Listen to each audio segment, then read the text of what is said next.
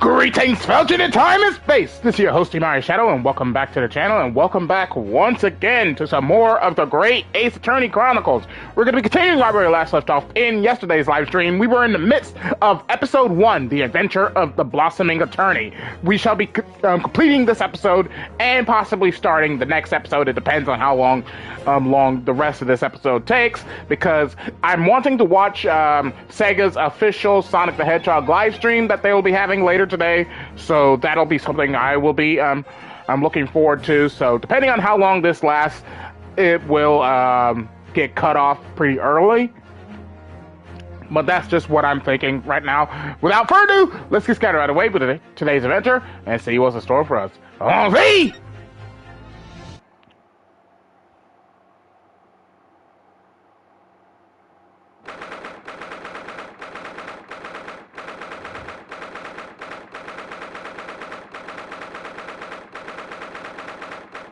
13th of August, 10:41 a.m., Supreme Court of Judicature, Defendant's Antechamber 3. I'm so sorry, Susato. I should have told you about the toxin. Ray. You have a strong sense of responsibility, I know. That's why you decided to shoulder the burden alone. No, that's not it at all. I was scared of my failure coming to light, that's all. So I hope to retrieve the substance from the Englishwoman before anyone found out. Before the trial started, do you remember what you said, Susato? That you had no doubt in your mind about my innocence, that you stand by me to the last. I remember. And yet I didn't deserve your trust in me. I hid important details from you, Susato. I completely betrayed your faith in me. Hit me, Susato, I deserve it. No, in fact, throw me to the floor! No, that's too good for me as well. Drag me through the city streets! I'm no better, you know. Oh! Even though in my heart I knew that you'd pulled the knife blade from Miss Brett's back, there was just a brief moment when, in my mind, I doubted you. Susato! I'm sorry. After I stood here and promised you that I'd stand by you and always be on your side, I betrayed your faith in me too. And as such, I failed you as a lawyer. Oh, no. I think the situation has taught both of you a valuable lesson. Placing your unbridled faith in another is no easy task. Yes, Father, that fact has certainly struck home. Which is why I can see more clearly now. So, Ray, yes? Can you find it in your heart to forgive me?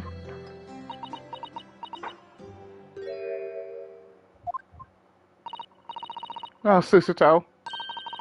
You know you'll always be a gallant, dashing lawyer in my eyes now. Oh, Ray.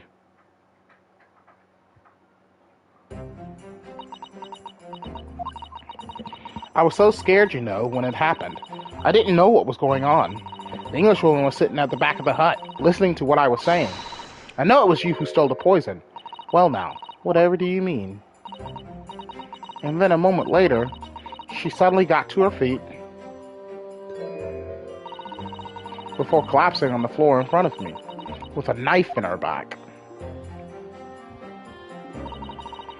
It all happened right before my eyes, and you were the only people in the hut at the time. That's right, just Miss Brett and myself. There was no one else, so I just don't understand how she could possibly have been stabbed like that. A great mystery indeed. I still can't believe it happened. That's why I just couldn't bring myself to speak up. It will be all right, however it happened, and whatever really went on by the sea that day. I promise you that I'm going to prove everything you've said you saw is true. Spoken like a true Mikotoba. Now, I think we should discuss what's coming up in the trial, don't you? We don't have much time. We must make sure we have our facts in order. Yes, I expect the poison is going to come under close scrutiny in the upcoming proceedings. The police should hopefully have identified it on the blade by now. The trouble is, it's a completely new laboratory-synthesized blend of alkaloids. The police won't have any way of testing for it. Oh, I see. Yes. Without this chemical reagent, it's impossible to detect the toxin. Chemical reagent? I sent a colleague of mine off with some earlier to deliver to police headquarters. I think perhaps you should have some as well, though, just in case. The chemical reagent has been entered into the court record. What's the matter, Sister Toe? You're suddenly very quiet. It's this newspaper article. Exclusive. Deadly poison stolen from Yume Medical Research Laboratory. I'm wondering how the information got out, given that it was a government secret. It was all the Englishwoman's doing. What? It was when the professor and Soseki-san were being interviewed at the laboratory. A so-called English lady swaned in, and without any compunction said to Professor Mikotoba, "Oh, Professor, surely your guests would love to hear about your work on that substance there." It put me in a very awkward position, to be frank. But Soseki-san's curiosity had been piqued, so I had little choice but to give him a cursory introduction. So then, Soseki-san, you knew about the poison.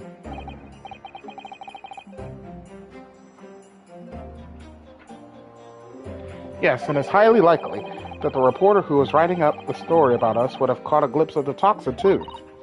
This Mini-Memo-san.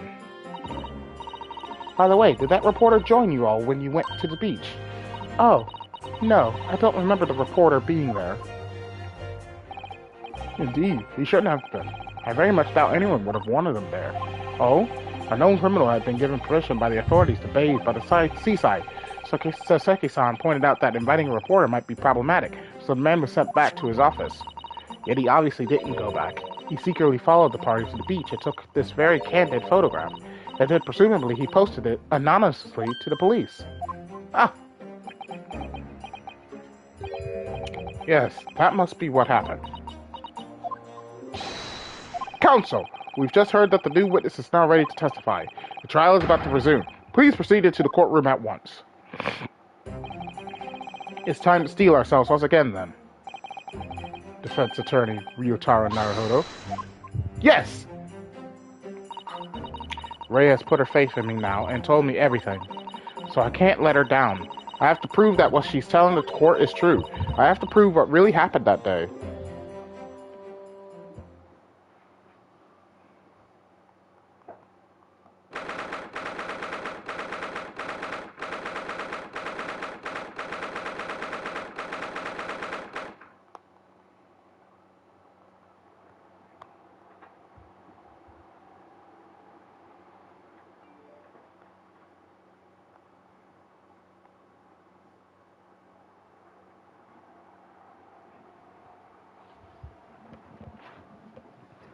'13 August, 11:30 a.m., Supreme Court of Judicature, Courtroom 1.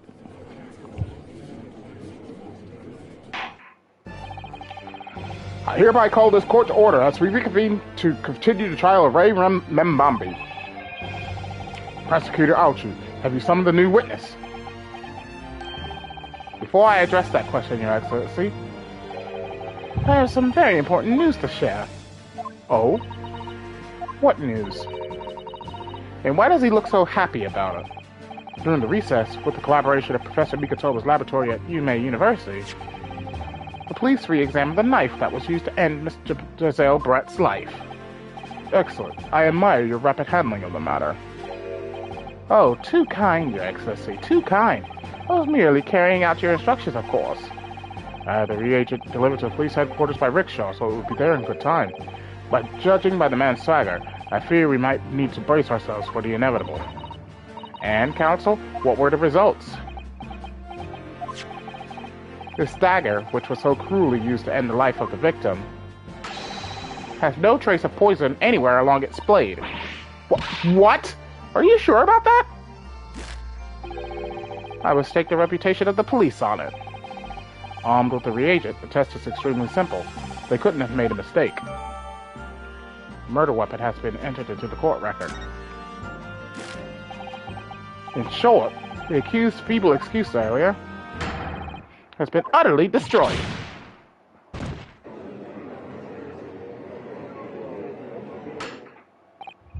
Now, the prosecution is ready to call the new witness.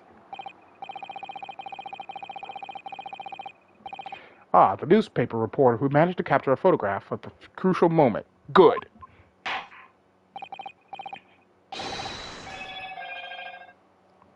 Very well. Officer, bring in the witness. No trace of poison on the knife. What if that's really the case? How could the toxin have entered the victim's body?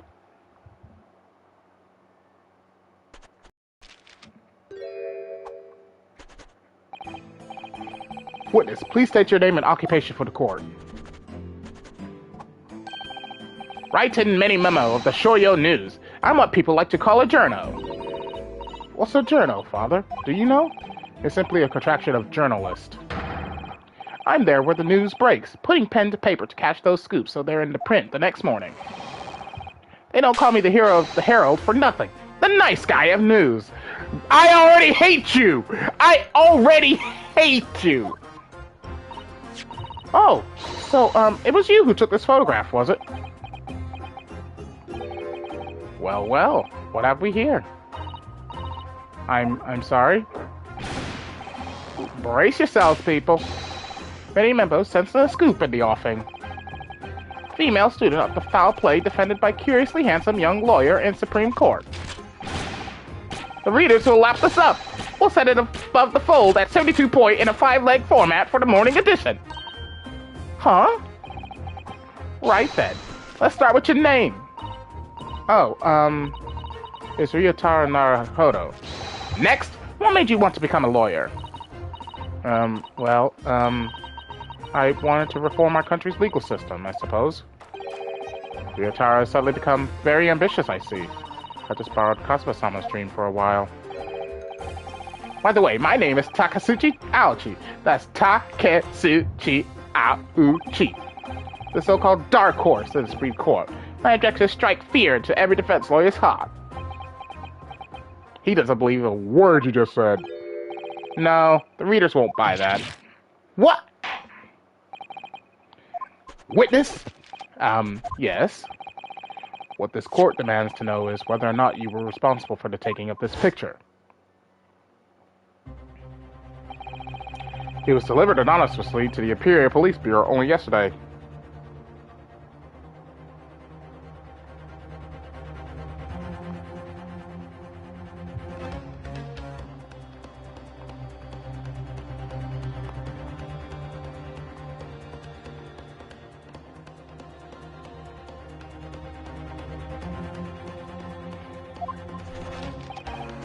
Yeah, I wouldn't be a journo if I didn't quit when presented with a scoop like that now, would I? Sometimes stories call out to me, sometimes I have to chase them down. But either way, you've got to be fast. Fast legs to run with and a fast hand to write with. It's no good if you don't note it down, I always say. That's what I call my many-memoism. Many-memoism? Ah yes, I remember your face. We met that day when you were interviewing myself as Oseki-san. Yes, right. That was me, Many Memo again. But you were supposed to be going back to the Shoujo News offices after our meeting. But the scoop is, I didn't. Because that Englishwoman's words had piqued my journalistic interest. Miss Brett's words. A criminal, left to do as she pleases, just because she happens to be a British citizen. It's horse dung. This country's judiciary is rotten to the core. Supreme Court's rulings aren't worth the paper they're written on. The police are just imperial pawns. Stay your tongue, young man. There are complex political issues at play. Well, anyway. I quickly jotted down those words she said in my memo pad. Are you ready? I'll read it out. It's all here. Right. Here it goes. I should like to go with everyone to see your country's coast. A serious criminal going on some junket. The people need to know about this. That's why I decided to sneak after them. To get the woman's story so I could hammer her in the press. Do you mean to say that you did indeed witness it firsthand? The grim scene portrayed in this photograph? Oh yes, I saw it with my very own journo eyes. From start to finish, through the viewfinder of my trusty camera. Thank you, Mini Memo-san. You will now give a formal testimony before the court. You will state exactly what it is that you witnessed of the events surrounding Miss Brett's death.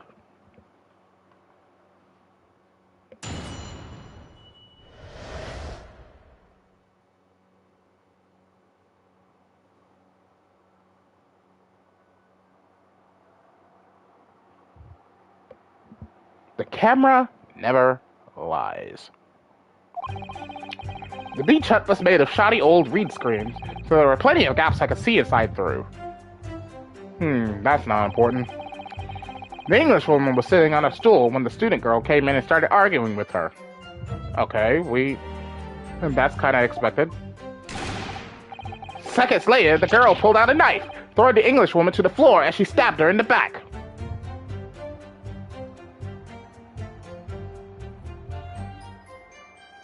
Huh? Okay. My smoldering journal spirit burst into flames. Quick as a flash, I whipped out my camera, ready to click. I pulled apart the rough weave of one of the screens and poked the lens through for the perfect shot. Reed screens, you say? Right. You can see them clearly enough in that great shot I snapped. The hut walls were just screens made of coarsely woven reeds. Yes, it allows the breeze to pass through and bring some relief from the summer heat. And it was a breeze for me to poke my camera through and see the whole thing hotting up. Ignoring for the time being the appalling invasion of privacy involved, did you witness everything that happened from the moment the defendant entered the hut? Oh yes, I saw it. I saw the whole thing from start to finish. And you say that you took a photograph through a gap in one of the screens. Luckily for me, they were pretty shoddily woven. I pulled the reeds apart and thrust the lens of my camera through the gap. Would I get away with it, or would I be seen? It was the gamble of a lifetime. A tenacity of purpose that's considered admirable in the journalist, I suppose. Run a risk one day, run a scoop the next. That's many memoism in a nutshell. At last, it would appear we have a genuine witness to this wicked crime. The evidence and testimony are extremely compelling. I believe we may be close to a verdict. No!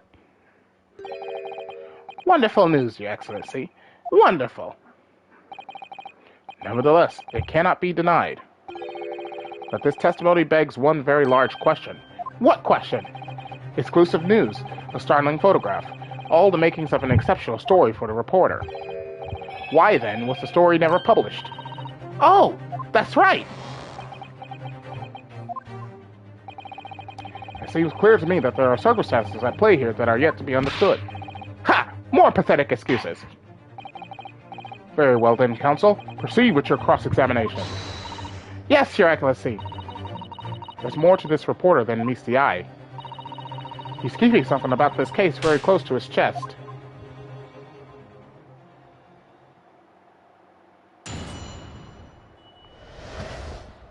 Okay.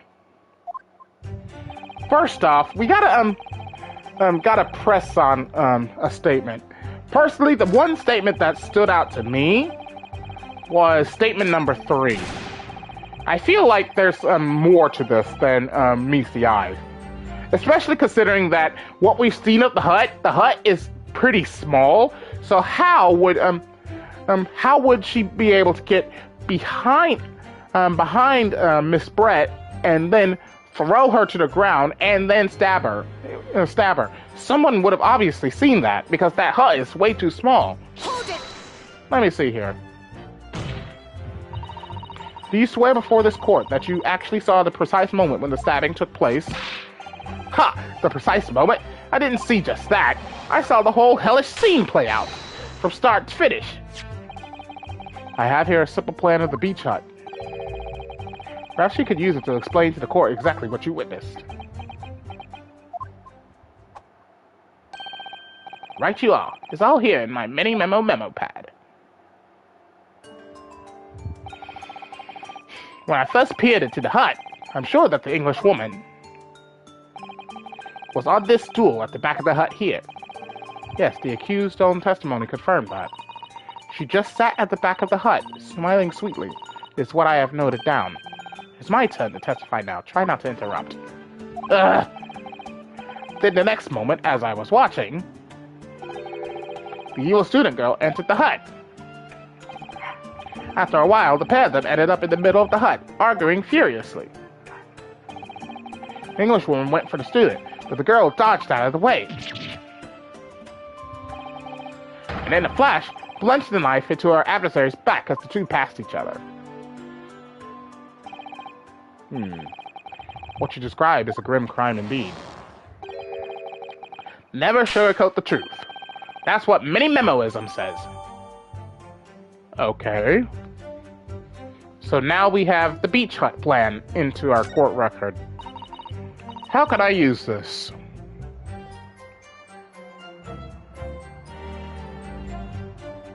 By the way, Many-Memo-san, whilst you were watching that terrible scene unfold before your eyes through the gap in the screen, it did not occur to you to try to prevent the tragedy rather than capture it on film. Journalists have to be observers. We can't get involved. That's our raison d'etre. So you didn't converse with Miss Brett at all? Obviously not. An observer always remains on the outside looking in. And that's something to be proud of, is it?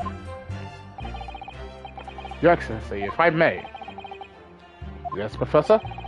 I think the witness's last expertly phrased statement should perhaps be added to his formal testimony. Father, what are you... I will grant the defense's request. Many-Memo-san, you will supplement your formal testimony with the aforementioned statement. Wait a minute. His name. Write in Many-Memo. RM. And the brand on his cuff is the same as the brand on the fountain pen. So I should present the fountain pen on his new statement. But nihilism is the foundation of many-memoism, but I'll gladly prove that my words aren't meaningless.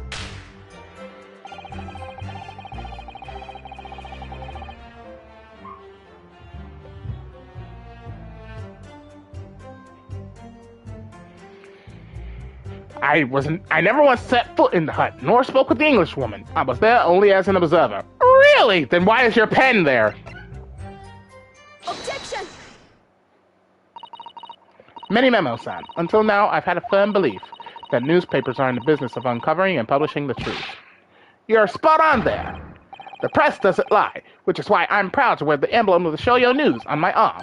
In a way, that's more many-memoism. Sadly, though, it seems the journalists who write for those papers don't always share the same passion for the truth. What are you suggesting with those recriminatory words, counsel? Many-Memo-san, do you recognize this fountain pen? Ah! This pen was found at the scene of Miss Brett's death.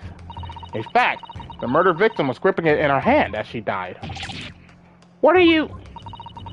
If you look at the barrel of the pen, you notice that its owner's initials are engraved there. RM.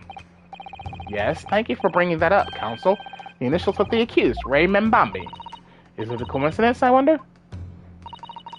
That your initials are also RM? No! Write in Many-Memo. RM. That's horse dung! Can't you see? One of the central tenets of Many-Memoism is being a pencil user. And yet, as the court will clearly be able to see, on your right hand, there is a very obvious blue ink stain. It appears that you must have rather carelessly left it somewhere recently. Your favorite fountain pen, that is. Horsey horse dung! Many-Memo-san, is it not the case that before she died, you met with Giselle Brett in that beach hut? Why should we listen to this absurd nonsense? It's nothing but another excuse. Exactly! Shoujo News will stand behind me all the way. I deny everything. There must be as many people with the initials RM as there are stars in the night sky. The defense has neither the time nor the inclination to count every star in the sky. And there's no need anyway, because this pen has more to tell. Yes, there is another clue. A clue that undeniably proves who its owner really is. In that case, counsel, the defense will now show the court where this alleged clue lies. Of course, Your Excellency. The clue on this fountain pen that clearly reveals its owner's identity is... right here. Got it! As well as the initials, there is also an emblem on this fountain pen. An emblem that you will of course recognize. Many-Memo-san. Goodness me! It's the emblem of the Shoujo News! In other words, the owner of this pen is an employee of the Shoujo News, whose initials are RM. Suddenly, the stars in the night sky don't seem so numerous, do they?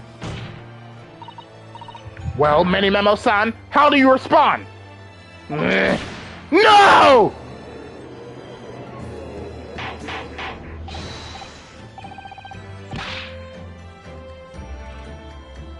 Order! Order! Explain yourself, witness!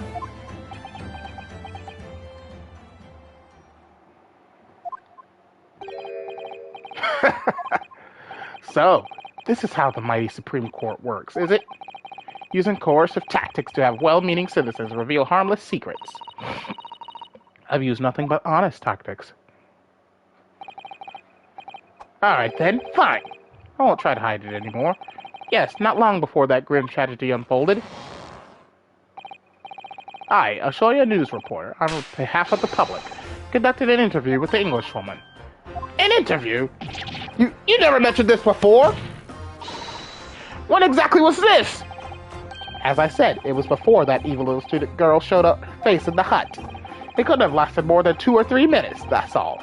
It was just a brief exchange. But it came to nothing, and as we memo-memoists say, the people don't pay their dues for unworthy news. However insignificant you deem it to be, this court cannot overlook the meeting between yourself and the victim. You will testify now under oath about the precise nature of this meeting and what transpired. Got it. Yes, alright, but on one condition.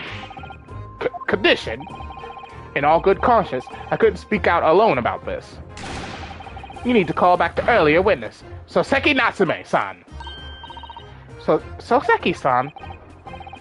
Oh yes, according to my notes here, that man has a secret of his own. Embrace yourselves. Because it's not a harmless one. It's big. What? Mini-Memoism states that one man's secret is in every other man's front page story. Very well, I will grant the witness's request in this instance. Officer, summon the earlier witness back to the stand. Soseki-san, hiding something?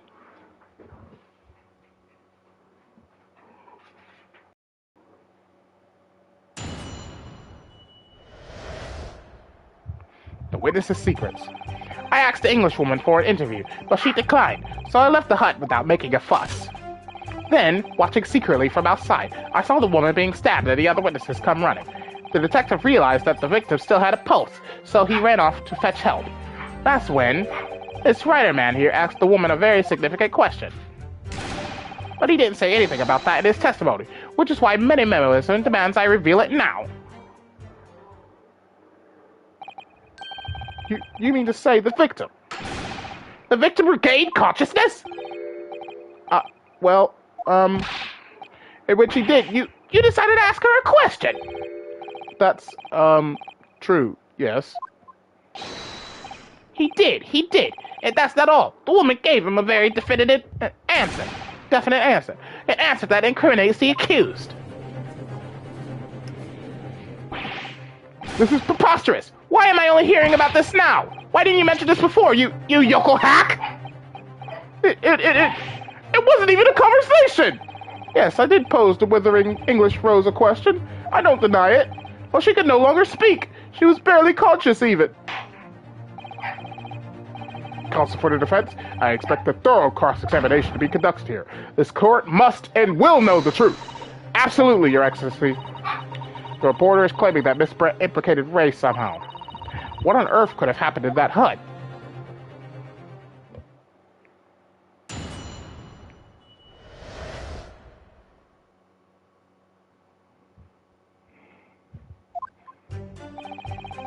Okay.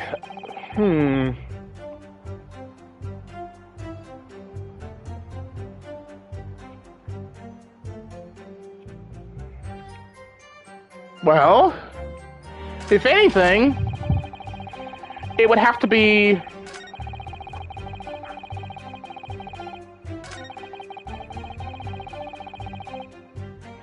this one, really.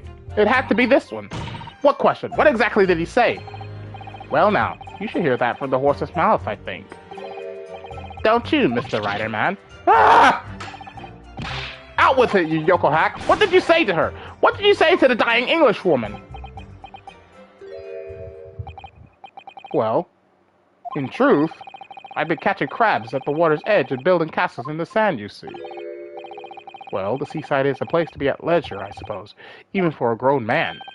But then all of a sudden, from that little beach hut, a young girl's panic-stricken cries for help pierced the air. Ray! I ran up the beach to see what was happening, to find the defendant leaning over the collapsed victim. As soon as Inspector Hosonaga saw Miss Brett on the ground, he sprinted off to get help. And then, just a moment later, I heard a faint moan. A moan from the dead Englishwoman. I nearly jumped out of my skin. But what did you ask her, Soseki-san? I asked her, who did this to you? Don't protract this any longer. How did the woman respond? She didn't! She said nothing in response! But... When in the sand, you will answer the questions asked of you ambiguously. Now, without evasion or reticence, I demand that you amend your testimony. I will! I asked her, who did this to you? But she never replied.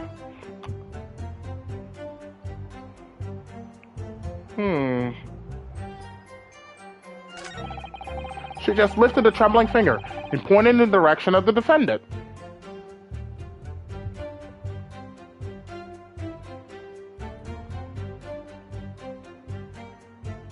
Hold it! Miss Brett pointed a finger at the defendant? Soseki-san, is that really true? It's not easy to stand here and say this, but when we first entered the beach hut,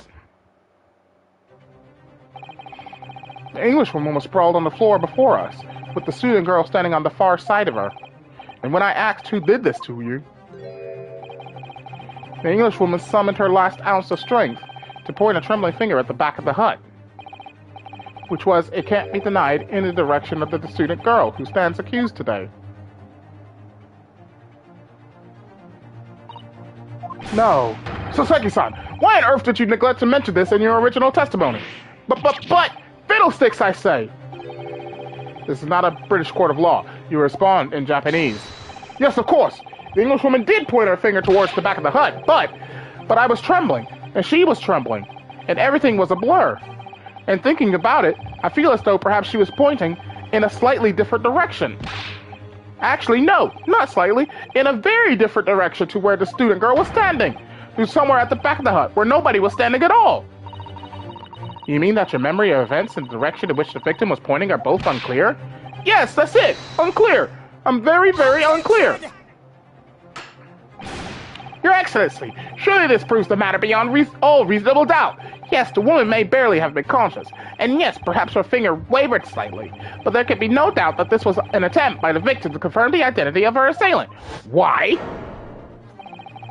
Because as the court can see, there was no one other than the accused in the direction the victim was pointing. It is now abundantly clear that no one besides the accused could possibly have committed this crime. I am inclined to agree. And in the absence of any credible argument to the contrary, I believe we can now conclude this trial. No! No! The headline's writing itself. Dashing lawyers hopes dash. 92 point across the whole page. We'll do an extra edition. This is a serious blow, Susato. Unless we're able to identify the true culprit and substantiate our claim with evidence, the judge will give his ruling, and the trial will be over. But that's impossible, Father! We don't even know how the crime was committed yet! Impossible though the task may seem, we have no choice. We must think back over everything we've learned thus far. Somewhere in all those details, I'm confident we'll find the clue we need. Ray gave us her account of how events unfolded in the defendant's antechamber before the trial resumed. She told us what happened at the precise moment Miss Brett was killed. The Englishwoman was sitting at the back of the hut, listening to what I was saying. And then a moment later, she suddenly got to her feet, before collapsing on the floor in front of me, with a knife in her back. How could Miss Brett have been stabbed in the back in a beach hut that was empty but for herself and Ray? Somewhere amid all the information we've gathered so far, there must be an answer to that question.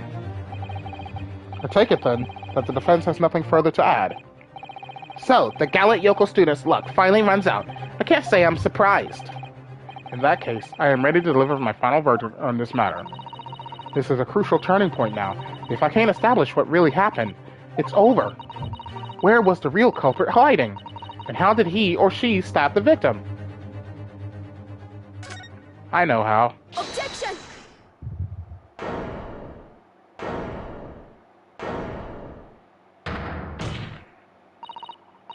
Your Excellency, I respectfully ask you to postpone your education for the time being. Oh, to what end, counsel? The defense would like to present the court with an alternative theory. An alternative theory that can explain who the victim was actually trying to implicate with her dying gesture. An alternative theory. Ha! None exists! There was someone else present at the scene who could have committed this crime. What? And the victim, Miss Brett, tried to reveal who it was to those around her at the time by mustering all her remaining strength and pointing a trembling finger in the killer's direction. This is fiction! Fantasy!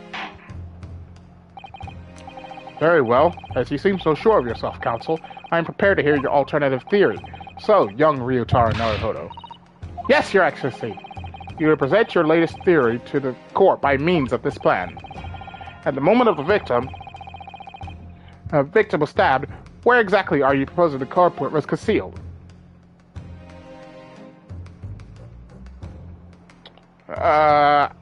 Definitely outside the hut. Take that! Naruhodo-san will never give up, and I'm a Naruhodo now. The true culprit who fatally stabbed Miss Brett was concealed at this location here. Are you mad, counsel? You're suggesting the culprit was outside the hut. What? Order! Order! Order! A student lawyer Naruhodo-san Esquire. That makes no sense at all. You've just pointed out the exact spot where I was hiding to get my scoop snapped. But I didn't see any suspicious individuals loitering about. I can swear to that. Obviously, the culprit had been outside the hut. There's no way that he or she could have stabbed the victim who was inside the hut. Actually, Prosecutor Aochi, there is a way. Oh!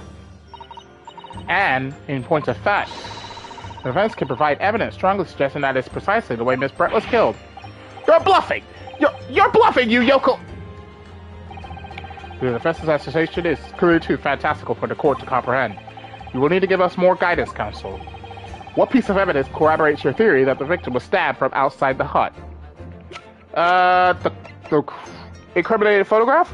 No, crime scene photograph. Take that! The original photographic print of the crime scene. Yes, it's clearly visible in this print. The trace of the fatal thrust that was delivered from outside the beach hut. Do you take us for fools? There's no hint of any such thing. I'm not sure that everyone present would agree. Someone, at least, appears to have noticed what it is that I'm referring to. Counsel, once again, I must call on you to be explicit for the court. Where on this photograph is the trace of the stabbing which you claim took place from outside the hut? Oh! I know what it is. This right here. This one slit in the middle of the wall. Take that! Look closely just here. In the screen at the back of the hut, you can see the effects of a blade having been forced through the reeds. No, I can't! I can't see any such thing! It's true that the hut in question had 4 walls as you'd expect. However, by parting the reeds, a knife blade could easily penetrate them. This is extraordinary! Yes. The true culprit actually stabbed the victim from outside the beach hut. And of everyone present at the scene, there is only one person who could have done that. Only one person who was directly outside the hut when Miss Brett was killed. Right in many memo-san! It could only have been you! No! Objection! This preposterous idea leaves me almost speechless. Let's look at the photograph again. The victim lies almost exactly in the center of the beach hut, does she not? Are we to assume, as part of this foreseeable scenario, that the assailant was a knife thrower? Objection! No, of course not. We're not? If you recall the testimony of the defendant about the events just before the victim's death. Inside the beach hut, I confronted Miss Brett. But she just sat on a stool at the back of the hut, smiling sweetly at me as if she knew she was untouchable. A stool? Have another look at the photograph. The slit in the read screen would align perfectly with the back of a person who was sitting on that stool. My word! So, in fact, the victim was killed while sitting on that stool by a stab wound to her back delivered through the read screen. Ah! Having been attacked, Miss Brett rose to her feet instinctively. But then, unable to speak, she collapsed on the floor in the middle of the hut, before the defendant, Membami-san's appalled eyes. And that, Your Excellency, is the truth of what happened on the beach that day.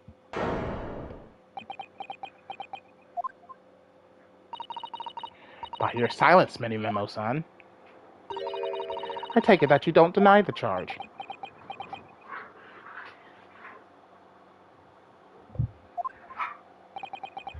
This is absurd! That will do. It would appear that we have a tacit admission of guilt from the witness. Accordingly, this court has successfully established the truth of this matter, which means that the defendant, Membami-san, is innocent of the crime. Oh, thank goodness! I finally made him cave. I must say, I've never been more proud. No, this can't be! Yauchi-clan can't! What if my growth of hope! It wasn't all an apparition! I can't accept this! I won't! I see no reason for the continuance of this trial. I will therefore move to conclude proceedings by delivering my final verdict and... Hold it!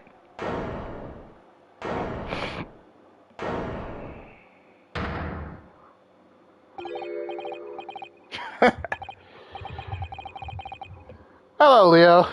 Well, this is all very convenient. This is how the highest court in our mighty empire delivers justice, is it? Suppressing well-meaning citizens' freedom to speak and branding them as criminals. But we've established that the victim was stabbed from outside the hut, through the reed screen walls. And no one but you was in place at the time to have his hand on the hilt of the blade. It's a perfectly logical deduction. So, your argument hinges on the location of whoever stabbed the Englishwoman, does it? Well, it seems a little irrelevant now. Irrelevant? Where she was stabbed, how she was stabbed, it doesn't matter. I mean, whether she was stabbed at all makes no difference if you think about it. After all, this trial's already shown the whole thing hinges on something else. What are you talking about? Brace yourself, little man. Talking about the fact that everything's changed. You got a question for me? What you gotta ask? Because of the dirt you dug out. What? Enough obscurity. Explain yourself, witness. What's to explain? I'm talking about the poison, of course. The poison? Let's ask the professor for a comment on the situation, shall we? I understand that the deadly poison you were developing was stolen from your laboratory, correct? And it's been shown that this poison was administered to the victim, Miss Brett. Is that right? That is correct. The unusual constriction of the victim's pupils are a sure sign that this particular poison was used. I see. So, presumably that means that the victim already had the poison in her body before she was stabbed. Ah! What was my favorite Sonic?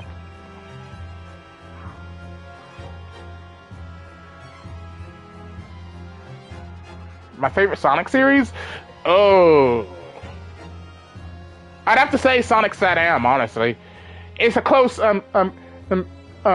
it's closely tied between it and Sonic X.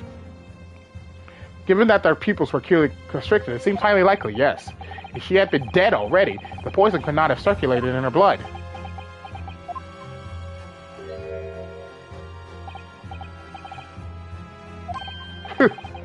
Ah, how refreshing to hear the argument of a metropolitan mind.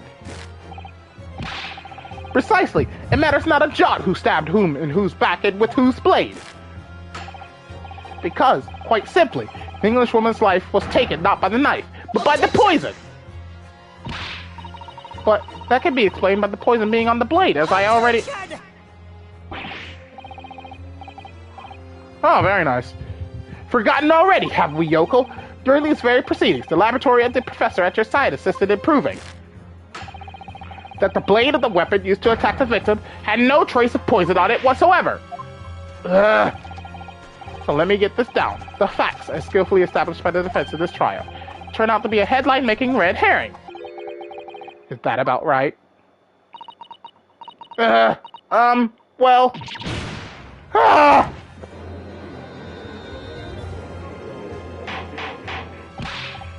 Order! Order! Order! But where does this leave us? How, in that case, did the poison enter the victim's body? There's an undeniably obvious answer to that. The lady most likely imbibed it. You mean she drank it? Have another look at the photograph here. As you can see, a bottle of carbonated water and a glass had been knocked onto the sandy floor of the beach hut. The poison could have slipped into either. So somebody made Miss Brett drink it. Well, what do you know? Look at those dashing eyes. This will make a great front page shot. Hey, why the bewitching stare? After all, I'm the last person you should be looking at. It would make no sense at all that I poisoned a woman, would it? I mean, that's been established already. Established? What are you talking about? Don't tell me you've forgotten. That's a little hard to believe, given that the person who established it was you. Me? What on earth does it mean? Ooh, let me capture those wide eyes. This is prime press fodder, this is. It would seem that this trial is not destined to end yet, after all. We hereby call upon the witness to give further testimony. That's great, that is. Let me get a shot of that magnificent beard, Your Excellency. You claim it to be impossible that you were the one responsible for administering the poison to the victim. We'll explain to the court in your testimony the basis upon which you make such a claim. I'm a Geno, and I'm a man. I've never tried to run or hide from anything in my life. And I'm not about to stop now, because that's many-memoism. For a brief moment, I thought I'd eliminated the truth, but it slipped right back into obscurity again. Just where is this trial going to take us?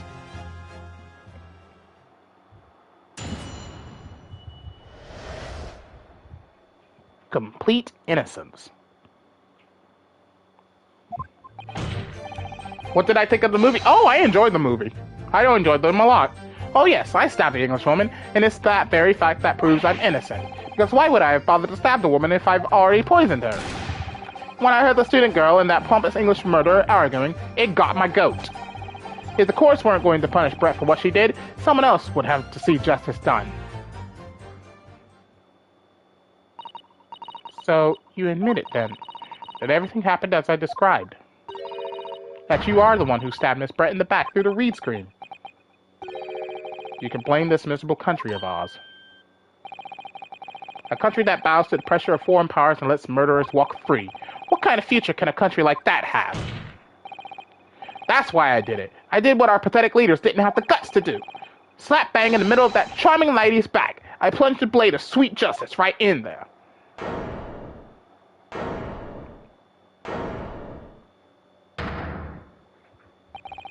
As someone who spends his life seeing that the truth is told, I feel really, really awful about giving false information in my testimony before, but as it turns out, there was somebody else who had it in for the victim and got to her before me. That's right, you guessed it. That pretty little student girl. Now there's a woman after my own heart. You're implicating Ray again. She's the one who gave the poison to the Englishwoman and ended her pitiful existence. And suddenly, snap! This Geno here is off the hook. The argument is sound, certainly. If the witness had administered the poison himself, he need only have waited for it to take effect. Subsequently stabbing the victim in the back would have been entirely nonsensical. And therefore, this reporter had nothing to do with the poisoning. Yeah, it's all quite logical. That's right, it is. Logical and true. I'm glad you've all seen the light. Justice at last! This is unbelievable. And after I'd made so much progress in proving his guilt, Is he going to get away with it now?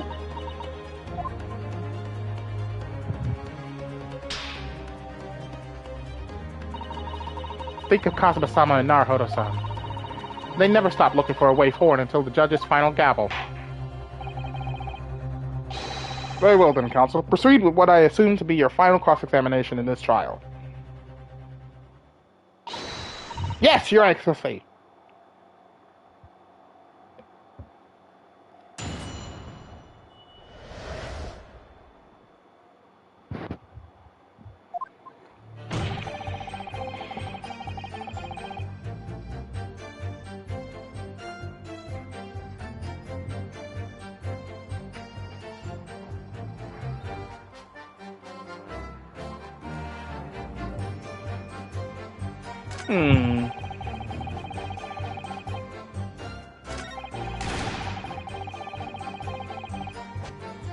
Hold it! What exactly were they arguing about? About what happened at that restaurant 9 months ago, that's what. The student girl was slaying into the Englishwoman for killing her beloved mentor, Dr. Wilson. Yes, John H. Wilson, a professor of medicine, invited here from England by Professor Mikotoba, no less. Right, but the Englishwoman just jeered. Her case was to be heard by the British Consular Court in Shanghai. However, there's little doubt that she would have simply have been acquitted and sent back to her homeland a free woman. It was eating that student girl up inside, you could see it. I really felt for her.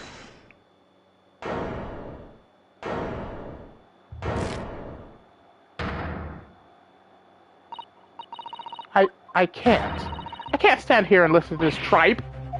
Right, young girl, you stand accused here. You can't just blurt out whatever you feel like it. No, you can't. Sorry, but I'm in the middle of some very important testimony here. Just keep quiet and listen. But this awful man is making all of this up. Suzo, please, you have to make them listen. Return to the dock at once, Membami-san. We are in the middle of a cross-examination. Your Excellency, please, I implore you. That journalist is clearly not a trustworthy witness. Exactly. He's a filthy, rotten, black-hearted, bigoted, dirty, great, peeping Tom. Whoa, take it easy there. Please, I really think the court should hear what the defendant has to say. Your Excellency, I see no need whatsoever to entertain the accused's remarks. I will grant the request of the defense. But, Your Excellency! This is likely to be the final cross-examination of these proceedings. As such, I believe it would be ill-advised to stifle the defendant's obvious concerns. So, whilst recognizing that this contravenes regular protocol, I hereby call upon the defendant to speak.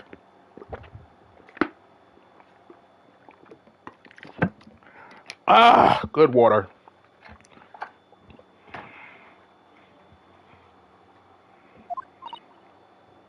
Oh. Thank you so much, Your Excellency. It has nothing to do with Dr. Wilson. We were discussing the stolen poison. Hold it! The stolen poison that killed the victim, I mean. I suspected her of being the one to steal it. I mean, just think about how she killed Dr. Wilson. That's true. Additionally, Miss Brett certainly had knowledge of the new poison. So surely it would be no easy task to steal a highly secret toxin being developed for the government. Indeed, all visitors to the laboratory are thoroughly searched when they leave. Even if a thief managed to avoid being seen by myself or a colleague, getting the poison out would be very difficult. That's true. I pestered Professor Mikotoba until he agreed to show me the poison when I visited his laboratory. But as I left, I was searched from top to tail. Miss Brett rather bluntly revealed the existence of the toxin we've been developing, you see. And since Soseki-san expressed such an interest in it, I felt unable to refuse. Obviously, I gave nothing away, other than the fact that it was an extremely potent substance. I'm very ashamed of myself. It's just that I've had a singularly terrible experience with a deadly poison. I wanted to look my old enemy in the eye. Surely you can understand that. To find out if my suspicions were true, I confronted Miss Brett about the poison. I told her that if there were to be an incident involving it somehow, it wouldn't just be the university. The military would be dragged into it. The whole government, even. It would be a complete disaster. Miss Brett responded to your concerns. She just curled those beautiful lips of hers and said she didn't know the first thing about it. In English, actually. Ah, yes. Mini Memo-san, one small question if you don't mind. I do mind. Can't you see I'm busy? Clearly you were outside the beach hut listening in whilst the defendant and Miss Brett were conversing. Presumably, then, it was you who wrote this article about what you'd heard. Exclusive. Deadly poison stolen from Yume Medical Research Laboratory. The story was published in this morning's edition of Shoyo News. The details are too accurate for it to have been written by anyone else. Sorry, don't know what you're talking about. Yes, look at this. The entire article. It's almost what I said to Miss Brett, word for word. Ah! Well, Mini Memo-san, as a journo, and as a citizen of a free country, I don't have to reveal my sources. That's a founding principle of Mini Memoism. Father's clearly right about this. That reporter did write that article, and he based it on what he overheard from outside the hut. The details of the poison article have been updated in the court record. So that's what it was all about. You were trying to cover up the fact that you were listening in. That's why you came up with that stinking story about me arguing with her. Shut up! My stories never stink! Look, whatever you say, little girl, it doesn't alter the facts. You are sweating like a pig! Your Excellency, there's something I want to say, and I wanted to go on record. Very well. You may amend your formal testimony.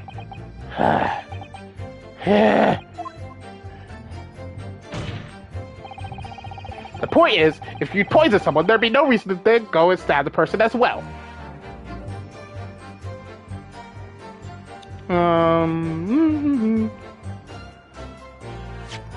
Are you sure about that?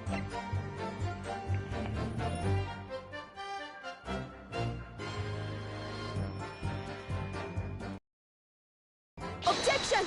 Are you sure about that? Well, I could think of one reason. What? But before I explain, I'd like you to confirm something for the court. Did you glean all the information for this newspaper article from what you overheard outside the hut? Of course he did! There could be no question of that! After all, when we were all in the laboratory together, all we were told is that it was a terrible toxin. And there is one more important fact to consider. According to the witness, Membambi-san's verbal attack against the victim began as soon as she entered the hut.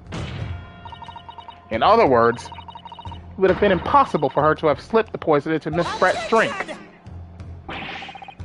Where are you going with this, counsel? Mini Memo-san has made it quite clear that he observed every single thing that happened in the beach hut.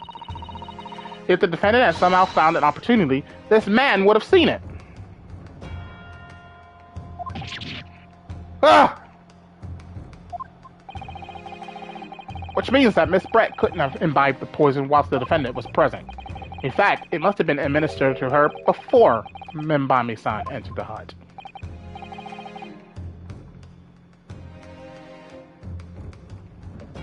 Yes, very articulately put. When I walked into the hut, I immediately started to press Miss Brett about the poison. At which point, Mini Memo-san overheard some worrying information. Worrying information? What worrying information? The information which he subsequently included in his newspaper article, namely, that the poison was being developed in strict secrecy and that it couldn't be readily obtained. Absolutely. In fact, that's quite an understatement. The only possible place it could have come from is my lab. And furthermore, anyone afflicted by the poison would exhibit telltale signs and death. The extreme constriction of the pupils. Yes, it's quite stark when you see it. There are other poisons that show similar symptoms, but not among new substances that are undetectable. In other words, it would be clear that the victim's life had been ended by the use of this particular poison, which would reduce the number of suspects to only a handful of people. Ah! Everyone in my laboratory is aware of the unique properties of the toxin we've been developing. None of them would be foolish enough to attempt to use it for some nefarious deed, Membami-san being no exception. Therefore, we could conclude that whoever administered this unique poison to the victim was a layperson, unaware of his telltale properties. In other words, someone like you. Write in Mini Memo!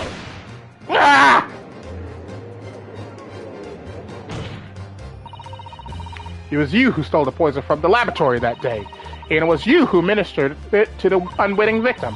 But you quickly realized that was a terrible mistake, because the poison caused such unusual symptoms and was so traceable. As you listened in from the far side of the beach hut's thin walls, you learned of these facts, but you'd already given the victim the poison at that point. It was too late, so you hatched a plan to disguise your mistake. A plan that involved stabbing the victim in the back through the reed screen. But what good could that possibly do? Isn't it obvious, Counsel? The plan was to kill Miss Brett before the poison could take effect. Once in the blood, the poison causes the onset of pupil constriction, but he had hoped to precipitate the victim's death before that happened, hadn't he? Exactly. Because without any revealing signs of the new secret poison's use, no one would ever have suspected. This is extraordinary.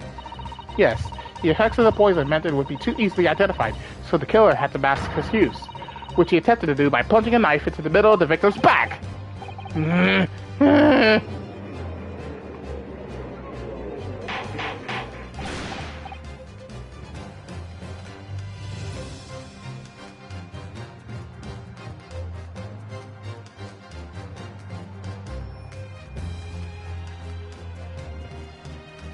Order! Order! Order! Hang on. There's something I'm wanting to check here. If you take off the pen's lid.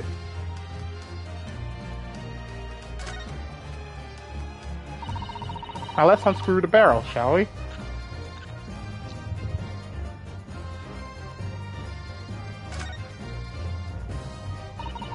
This must be the little reservoir that holds the ink.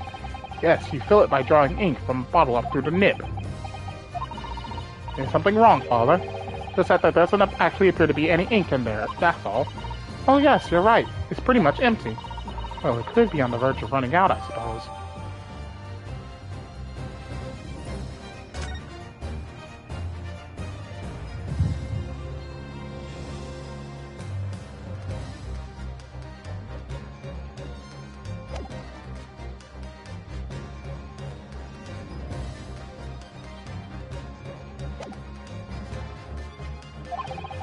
The argument presented is sound.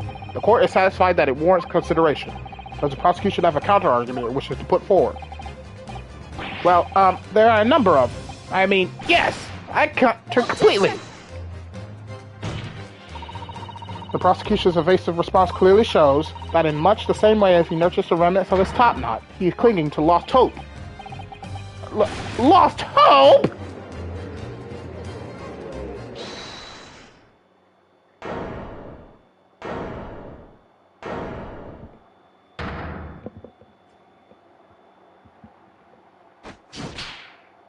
Ooh, he threw the hat.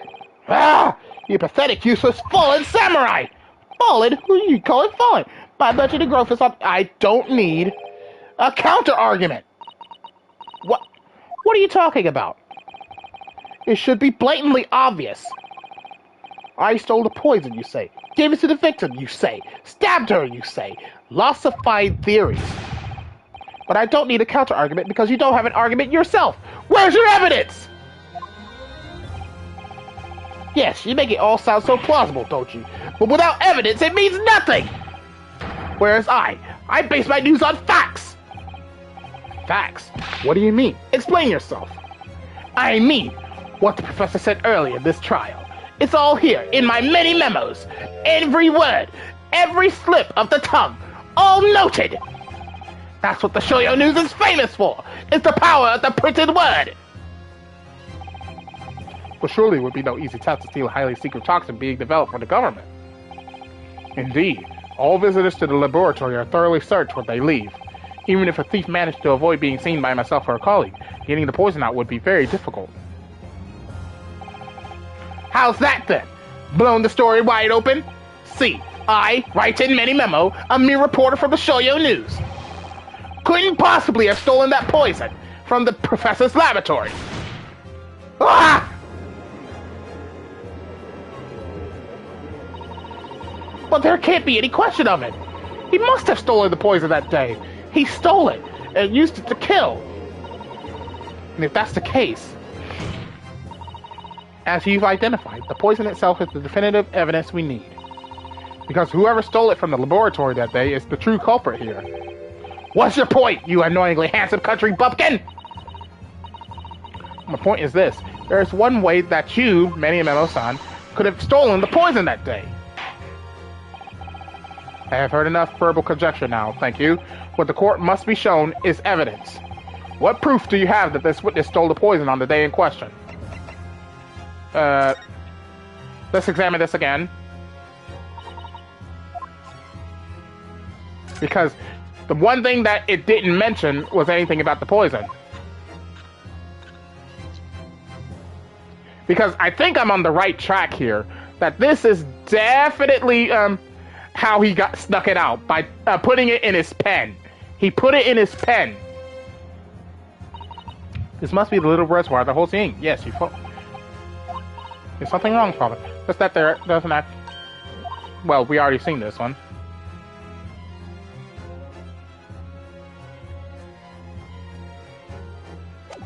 Okay, I honestly think it's his pen. It's definitely his pen. The proof, Your Excellency, is this fountain pen. Ah! A fountain pen? How could that possibly be relevant? These magical pens somehow seem to have enough ink to write many thousands of kanji characters. I believe they arrived in our country for the first time some 15 years ago now. Ah, I swear by a weasel hair calligraphy brush and nothing else. These newfangled pens are merely a fad. Bah. Really? Well, as a forward-thinking man of words, obviously I love my fountain pen. Suck up a soup can of sumptuous ink, and one's work is awash with words in the blink of an eye. And that's right. Fountain pens have a small reservoir in the barrel, into which ink is sucked up through the nib of the pen in order to write with later. What does all this talking of sucking up ink have? Ah! And just as it's possible to suck ink up into the reservoir, it's also possible to eject it through the nib again, of course. My word, can this really be? Well, Memo-san? When you saw the deadly poison before your eyes in the laboratory that day, you used your fountain pen, your very lifeblood, to steal some of it, didn't you? By siphoning the poison up through the nib and into the pen's reservoir. Ah! Objection! More obscenity! That never happened! True, we've heard that there are procedures in place to prevent thefts like this in the laboratory. But would anyone have thought to look inside a fountain pen of all places? No, I'm a little ashamed to say that for fear of offending our guests, such a detailed search would not have been conducted. Well, this is quite startling, I must say. I remind the court that this pen was found in the clutches of the victim when she died. In other words, it was dropped at the scene by Memo-san. So the crucial question is, when exactly was the pen dropped? Are you suggesting the natural conclusion is that in your haste to act while the victim was distracted for a moment, you dropped the pen after you emptied the poison from it into a glass? There could be any number of alternative explanations. For example, the witness could have been using his pen to write down details of his conversation with the victim. And when shocked by one of her outrageous answers, the pen fell from his quivering hand. No, that can't be. If it was, how do you explain why the pen was devoid of ink? What? As you can see for yourself if you examine the evidence, there would appear to be no ink present in the reservoir. What newspaper reporter goes to interview someone with nothing in his pen? No, the pen was dropped after the poison that filled this reservoir had been emptied into the victim's glass. Witness, what do you have to say in your defense?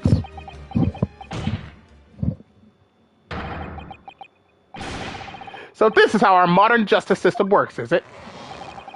So what if the ink in my pen runs dry? So what if my pencil snaps? Oh god, he's going full Wolverine mode! I can always claw my way back into the game. I have plenty in reserve. Oh god! Flying pencils! You claim I sucked the poison up into my pen. That's wild speculation, nothing more. If you thought you could bring down a fine, upstanding citizen with a trick like that, think again! It looks as though it's going to take one final decisive blow to finish this matter. As I see it, the situation is now very simple. It rests upon whether or not this witness did indeed steal the poison on the day in question. And therefore, it all depends upon whether or not the defense can prove that he did with evidence. Ha! No such evidence could possibly exist! Many memos, son. This is how our modern justice system works. What? In the courtroom, evidence is everything. Something you would do well to remember. Because we are well past the point of speculation at this stage, I assure you. Very well then, I call upon the defense to present the aforementioned evidence. This is it then.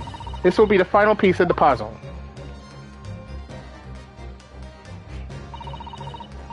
The defense can prove by means of this item that it was the witness's pen that was used to steal the poison. That's an easy one. The chemical reagent. By testing it. Counsel, what is that bottle? This bottle contains the unique chemical reagent that can identify the poison in question. Ah! Yes, that poison is an entirely new synthesis of alkaloids, developed by my colleagues and I. It would be impossible to detect traces of it by any other method.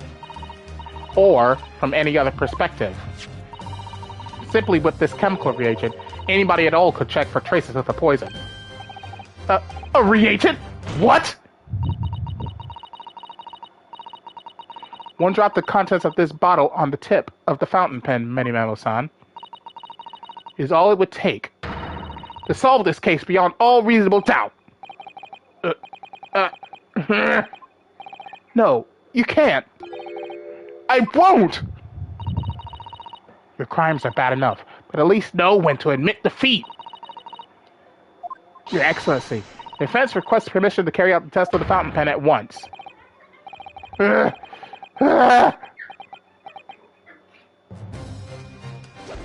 Oh God, he's losing his mind! This isn't my fault! The Empire told me to this! Trying to hold his head high as a civilized nation! Oh God, I can't keep up with that.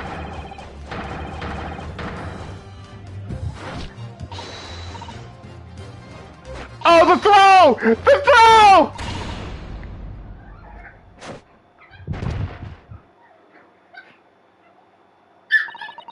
Did I do it right? That was a Susato takedown, wasn't it? Not quite. That was a Ryotaro takedown.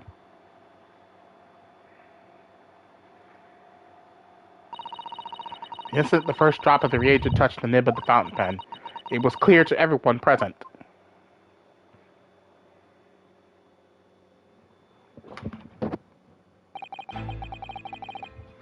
When I saw it there in the lab, the poison, the devil got hold of me, and I decided to do it on a whim. I excused myself and emptied all the ink down the sink in the bathroom, washing the reservoir out carefully. And then you waited for an opportunity to suck up some of the poison, didn't you? Into your fountain pen. Yes, that's right. Answer me one thing, Menimamo-san. Why did you steal it? For what purpose? Isn't it obvious? To find out what it was made of and expose it in an article.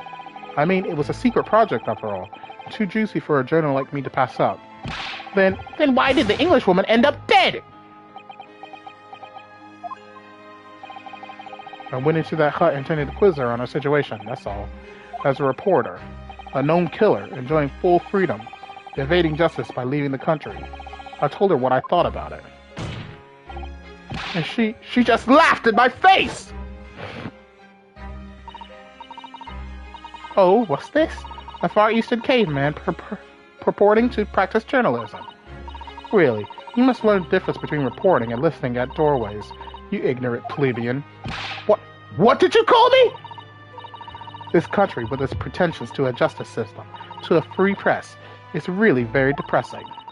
You see our superior ways in the West, yet you lack the mental capacity to emulate them.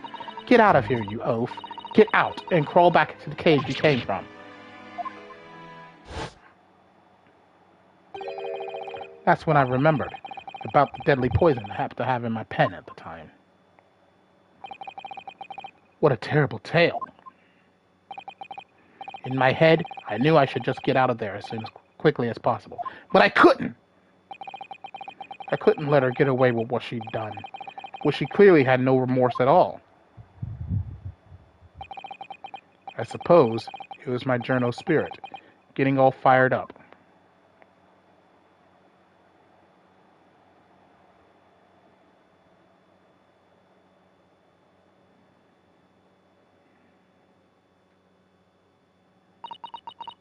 I'd like to ask you something. Yes? You have to talk about justice. But surely, as a journalist, you could have used other means to deliver the justice you sought. There's no justice in the press. Sorry? After that trial 9 months ago, I kept digging and digging to find out what had happened in that courtroom. And finally, I discovered the truth. It was a cover-up. That's what it was. A cover-up? What do you mean? I'll remind you of your position, witness. Be careful of what you say. Oh, come on! Doesn't it strike you as strange? We're suddenly not allowed to convict a foreign national. Consular jurisdiction should never have come into it. And yet that puffed-up Englishwoman was going to sail away into the sunset, a free woman. The only possible explanation is that, behind the scenes, some deal had gone down between Britain and Japan. What sort of deal? I'd done my research, dug up all the dirt. It was all ready to be published. But you know what happened? The editor just tore the article up. He came under pressure from the government, you mean? If our government is going to let criminals walk free, if they're going to crush the free press, then what choice do I have but to see that justice is done myself? Let's not forget, Minimemo-san, that you committed murder yourself, and you tried to lay the blame at the defendant's door. I'm sorry, but you're no better than Giselle Brett. What? The truth is, you have no right to talk about justice at all. I suppose.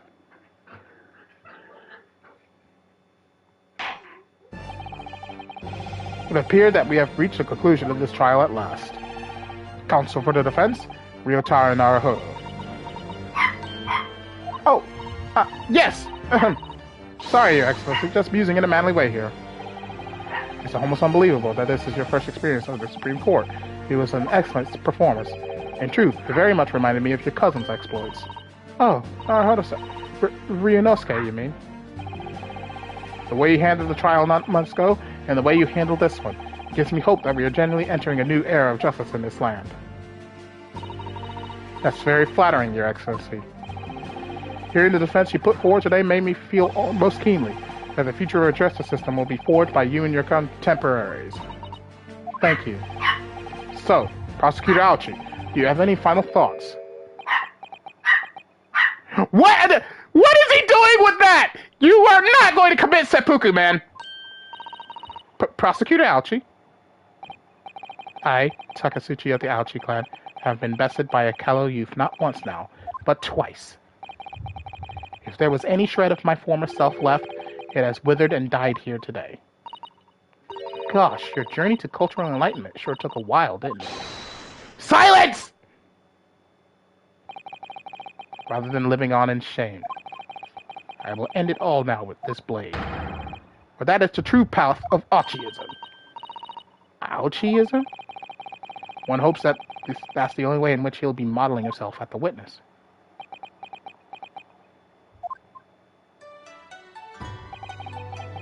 Sprig of my top-knot, time is ripe for farewell. Hope is lost forever. Takatsuchi.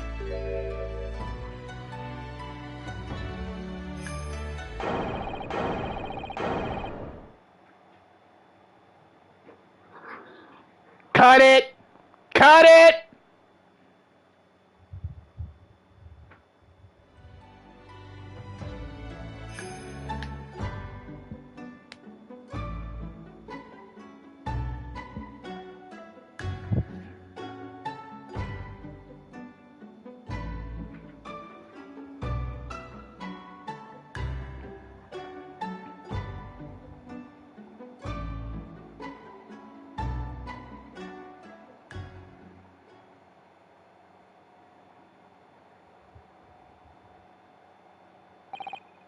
Now, in regard to the defendant, Raymond Bami-san. Yes, Your Excellency? I have reached my final verdict. I hereby find you... Not Guilty!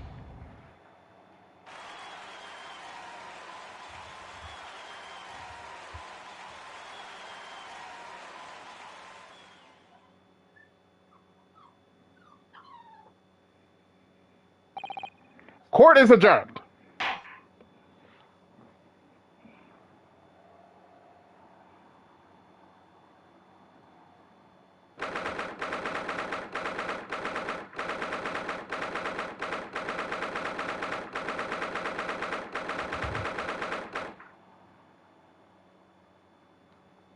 Seventeenth of August, 2:38 p.m. Supreme Court Adjudicature, defendants antechamber 3. It's over. My heart is still pounding in my chest, though. It's all I can do just to stay standing. Lawyers have such great responsibility, such a great burden to bear. Don't they, Naruhodo-san? Susato! Thank you. Thank you so much. You were so dashing in there. Ray. And Father. Honestly, I'm so touched by everything you've... Oh no. I think I'm going to cry. It wasn't easy, but together we made it. I was on the verge of tears at the end, too. The only reason I'm still here is because of you. Oh no, I can't take all the credit. It took courage to know the truth in there. You did wonderfully, Ray. So I would have to say that the congratulations belongs to you. Susato, don't be so standoffish. Sorry? We're friends, equals, and the trial's over, so no more of this formal super humiliating nonsense. It's time to celebrate with swagger, to throw caution to the wind. Caution to the... what? I'm the great defense lawyer Ryotaro Naruhodo, and I'm taking you out to a milk bar tomorrow, or something. Right, I see. I'll, think about it, right? At any rate, we really knocked the wind out of that horrid man, and it felt so good. Yes, it was satisfying. It really was. Isn't there anybody else who we could throw together? I hope you're not looking at me, Ray. Oh, my goodness. No, of course not. Of course not! There it is at last. Ray's lovely smile. You fought for your friend to the very last. As your father, I'm extremely proud of you, defense attorney Ryotaro Naruhodo. Thank you, but I couldn't have done it without your help. Anyway, it's time to bid farewell to Ryotaro, I think. I shall miss him in a way, but it's back to Susato Mikotoba now. So, I'll never see him again then. What a terrible shame. What?! Oh, they recognize me now! What is happening?! Soseki-san and Inspector Osanaga, I do hope you've been keeping well. Is that really you? Yes, I had to change my appearance for, well, obvious reasons, I hope.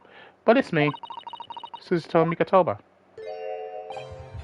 I don't... So dashing, so divine! No!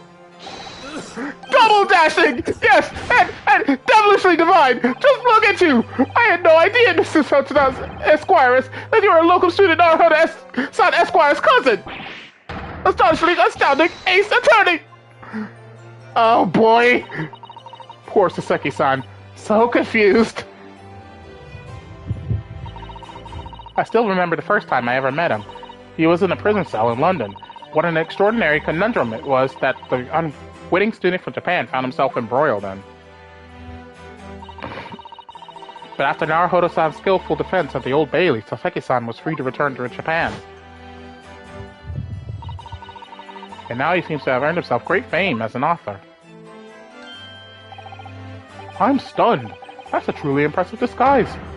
Even I had no idea, and I'm a chief inspector at the police bureau. Who came up with Mr. Turtle, no less? I'm not sure you should be admitting to that, Inspector. Amazing, you're a woman of many faces, I see. Just two, really, and this was a once-in-a-lifetime event, I hope. Oh, I'm not a patch on you, though, Inspector. Well, I am a professional, of course. I do worry about Inspector Hosonaga sometimes, I really do. 9 months ago, when he appeared here at the Supreme Court to testify, he was undercover disguised as the head waiter of a restaurant. And then on the steamship, the Great Britain, of course, disguised as a sailor to keep us safe on the journey. Though that didn't help you, did it? Kazuma-sama. From my perspective, I have to admit that I have mixed feelings about all this. I mean, now the truth has been lost forever. What do you mean? I'm talking about the murder that the English woman committed at the end of last year. Ah, yes, it was an English doctor she killed, as I understood it. He's got tuberculosis, Leo. This game is based in old, in old times, so they don't have a cure for tuberculosis at this time. Dr. John H. Wilson, yes, the man I invited to Japan personally. The mystery is, why did she kill him? And now that the culprit herself is dead, we'll probably never know the answer. On the voyage to Great Britain, we had a most unexpected encounter with Mr. Sherlock Sholmes, the great detective, I mean. Yes, I remember Mr. Sholmes well, of course. Ah, my arch-nemesis, how lightly you utter his name. Well, according to the stories published about him in The Adventure of Sherlock Sholmes, the detective once had a partner who helped him solve crimes, a best friend. And that man was an exceptional doctor of medicine, by the name of John H. Wilson. What? Dr. Wilson? I just can't believe that it's a coincidence. I think that the English doctor of medicine killed here in Japan 9 months ago must have been the friend and partner of Mr. Sholmes.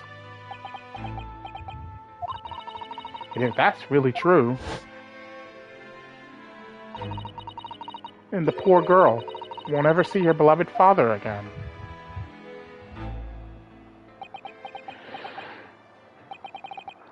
As you know, I traveled to Great Britain once myself to study. It was around the time you were born. Yes, grandmother told me about it. On returning to Japan, I took up my professorship at the Imperial Yume University. I also serve another role, as an advisor to the government on diplomatic affairs. Yes, I was aware of that as well. In that case, I'm sure you understand that there are some confidential matters I cannot divulge to you. Could you just tell me one thing? Why did you summon me back to Japan? It's been 2 months now since I returned. When I left England, it was because an urgent telegram had arrived from Japan. It said that you'd collapsed with a high fever, and you were going weaker by the day. What? Where did that news come from? That's what I'd like to know, because after that long sea voyage, I found you in fine health, Father. Was there something in Great Britain that you perceived might inconvenience me in some way, or harm me? That's really the only explanation I could think of. Dear me. Do you reserve your most cutting glares for your father, Susato? I'm sorry, my dear. I simply can't... Ah! Let me go!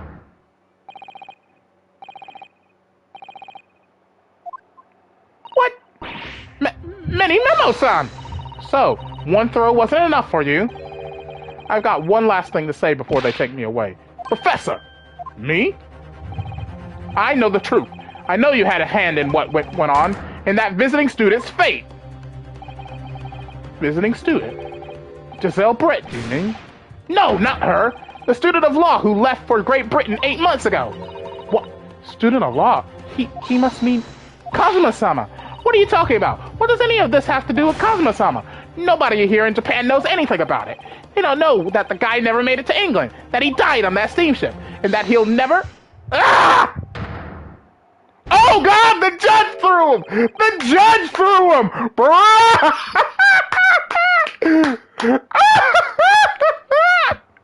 What?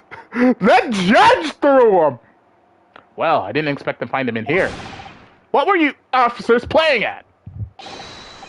Terribly sorry, Your Excellency.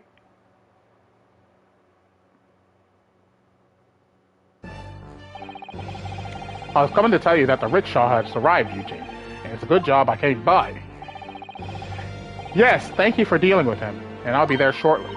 Oh, Your Excellency. The trial's over. I'm not Your Excellency anymore. Merely your father's friend, Seishiro Jigoku. That's his name?! And may I say that since I saw you last, you seem to have taken on a more dashing appearance, Susato. Did you know all along, from the start of the trial? A judge sees everything, Susato. Couldn't let you take the risk. If Seishiro here hadn't known, and then he'd recognized you, so I had a word in his ear beforehand, as an old friend. So, Seishiro, shall we? Yes. Having ruled on that case, we now have various diplomatic issues to address. Before you go, Father. Sorry, my dear. We shall have to return to our early conversation at a later date. But well done again, both of you. You did admirably. Oh, thank you very much. What did you think of my Seishiro sling, eh? It's been a while since I sent a man flying like that.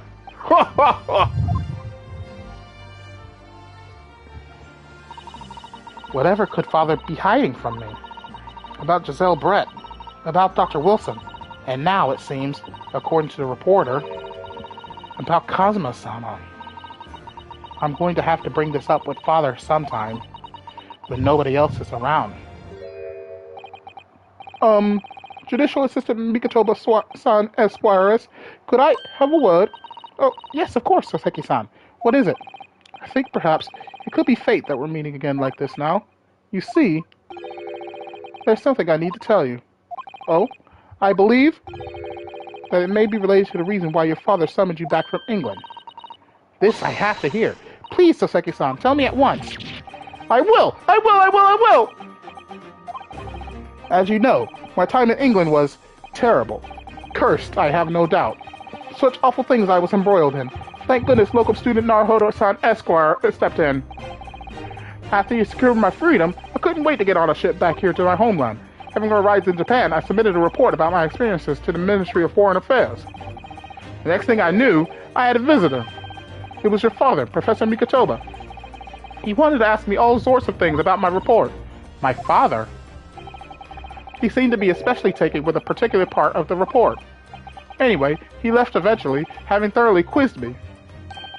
But it was the very next day that he sent the telegram to you asking you to return to Japan. What was it then? The particular part my father was interested in.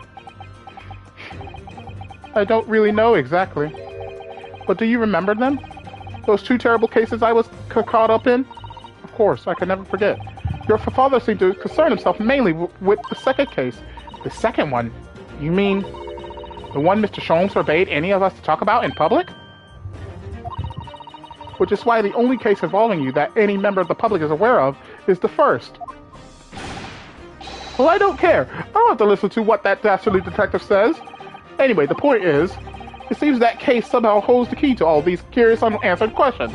That horrific, hideous, heinous case. The case of the haunted lodgings.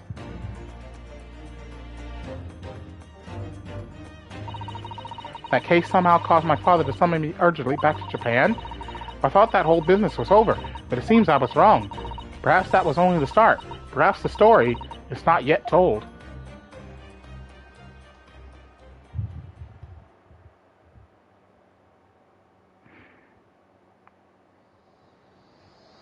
Ooh, cutscene. So, the mystery of that English woman's death is solved, thank goodness. And having stood in the Supreme Court now, I think I can comprehend a little better. How you must be feeling as you fight for people's freedom in a foreign land, Naruhodo-san.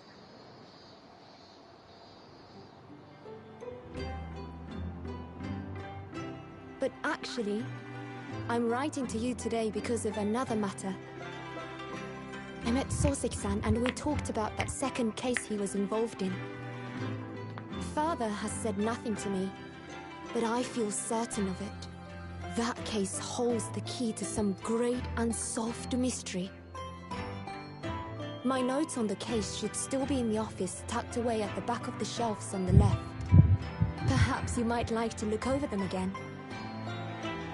Today, for the first time this year, it feels as though summer has arrived. The sky is a brilliant blue. It makes me long to see you again. Yours, Susato.